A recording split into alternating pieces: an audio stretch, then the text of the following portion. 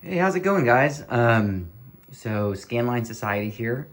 I just got the new iPhone, allowing me to record in higher quality, and I figured what better time than now to show some updates that I've made to the game room. Um, you know, One thing that I really try to balance is having kind of all of the cool things I've ever wanted as far as retro gaming goes, while also not feeling overwhelmed with clutter, right? So there's always kind of a balance there to strike, and I'm pretty happy with how things are at. So show you a few things that have changed since last time. So, here's my CRT area. Before I had two tower speakers. I swapped them out and went with a old school Mirage 5.1 satellite setup. So I have my subwoofer over there. These speakers mounted on the wall. I haven't run the speaker wire behind the wall, but I really don't mind the aesthetic in a game room, to be honest. Right, and then I have the surrounds mounted on the wall back here.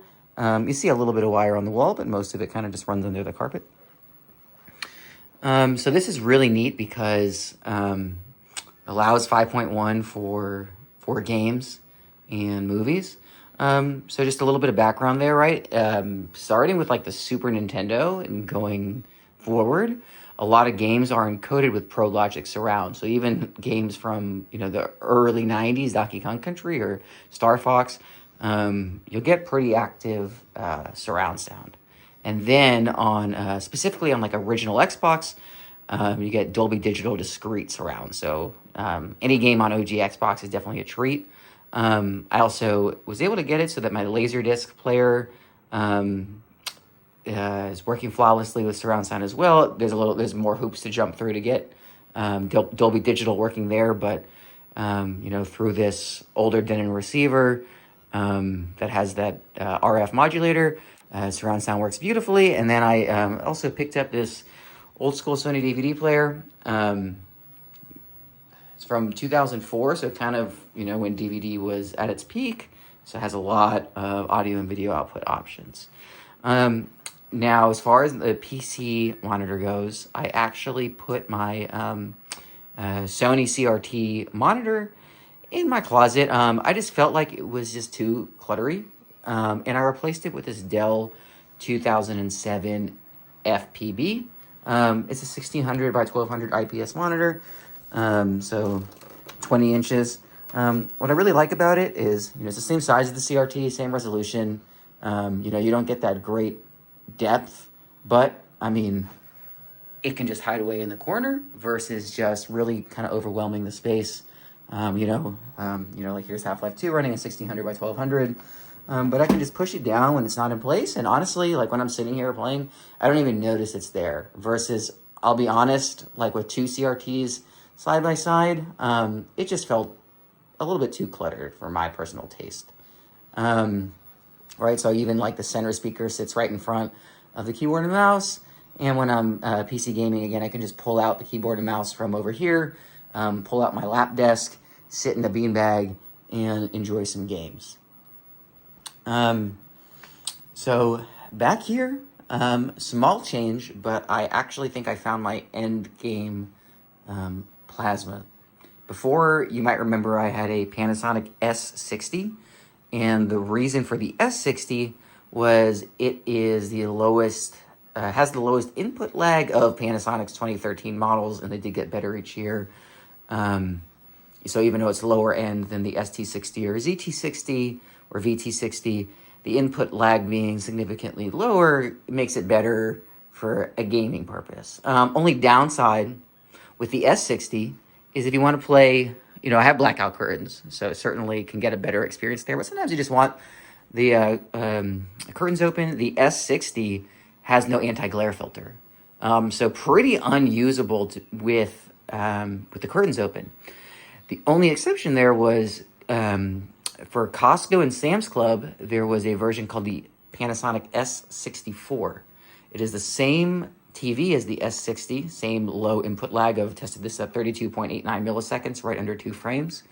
Same low input lag, same display quality, but Costco and I believe Sam's as well, they are super bright stores, and they didn't want any TVs on their to be sold in store without anti-glare filter, because they felt like no one would buy them, because people walk in, they look at the TV, they just see a bunch of glare and they walk away. So Panasonic made this S64, which is an S60 with the anti-glare filter of an ST60. So you kind of get the best of both worlds. You get, these final gen Panasonics, they're super thin. No one would know that this isn't just like a modern display. Great black levels. And that one downside that the S60 has, in my opinion, of just that makes it notably worse than the other 60 series of the no anti-glare filter, problem solved. Now, this only comes, they're harder to find. And I actually got this pretty much new in box. It came with the box. The remote was sealed. The original batteries were there. The TV was even wrapped in plastic wrap. Styrofoam was there. Remote had never been opened. Stand had never been opened. I had to assemble it like I bought the TV brand new. So it was a pretty awesome find. Was able to sell the S60 to a friend. So the upgrade cost was pretty low. I think I talked the sellers down of this TV to $140. So more than a lot of people would pay for old plasma, but sold the S60 for $50. Figured, pay $90 to get that anti-glare filter. In my opinion, definitely worth it. And I have a ZT60. I have a Pioneer Kuro 151FT. I have a Samsung F8500. So certainly I have, I could put any plasma in here as far as the best models go. And this is that best combination of image quality and input lag. So if you can find an S64, again, they only come in 50 and 65 inch sizes. Those are the only ones. So S60, you have more options, 50, 55, 60, 65 inch. But if you're cool with settling for either a 50 or 65, this S64 kind of, I would say, the S tier gaming plasma, right? So still using that sound bar.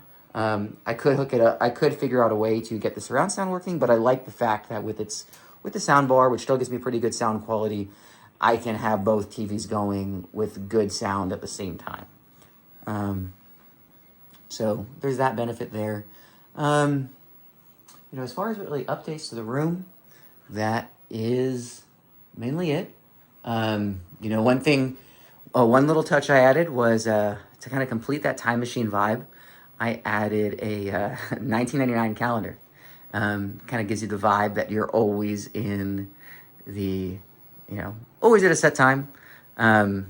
Picked up this Car and Driver calendar for $5 on eBay. Got the idea because visited my wife at her parents' house, and there was a calendar in her childhood room. Was never changed from like when she moved out, like over a decade ago when she finished grad school. And like it wasn't even intentional. It's just her parents just never touched anything. Whenever I'd visit and stay there, I always got the vibe like I was in a time capsule. And that had me thinking that would be a cool thing to add to the game room, right? So just having this 1999 calendar here, I think is just a little fun thing that I haven't seen around. Kind of only other final update is my other hobby is bodybuilding. So recently competed in a show, had a good experience there. So hung up the medals, just show off the hardware a little bit. And that's really it. So, if you have any suggestions for there's ways I can clean things up further, always interested to hear that. But yeah, this is how things are looking.